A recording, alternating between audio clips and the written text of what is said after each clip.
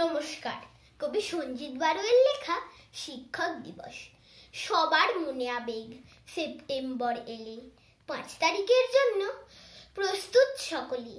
ভালো কিছু দিতে হবে প্রিয় শিক্ষকেরে, মাথা পিছু টাকা কিছু পরে ভাগ করে, তারপরে কেনা হলো ভালো উপহার।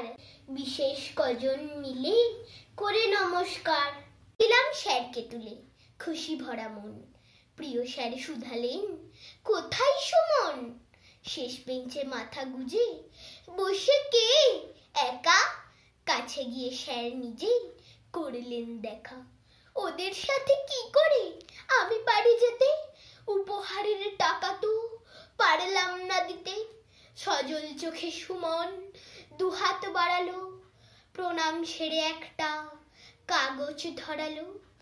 কাঁচা হাতে ছবি আঁকা প্রিয় শিক্ষকের, পেন্সিলে শুধু আঁকা রং অভাবের।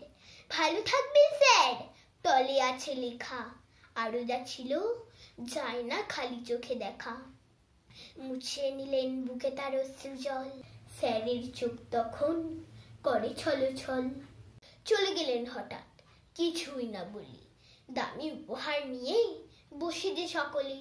সুন্দর রঙের বাক্স ফিরলেন নিয়ে, সুমনের হাতে সেটা দিলেন ধরিয়ে।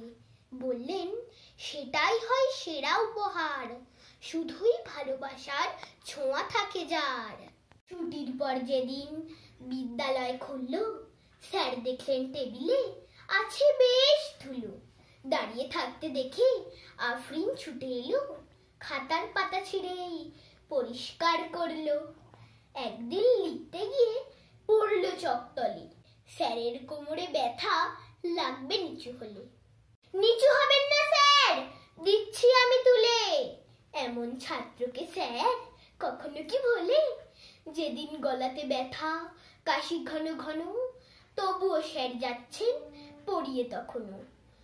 সুমন বুঝে বলল, স্যার কথা ছিল এবার আমরা লিখি, বুঝলাম তো ভালো।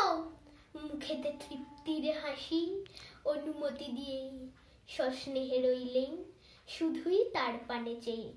শিক্ষক দিবস হোক সুমনদের মতো, শুধু একদিনে নয় হোক নিয়মিত। নমস্কার।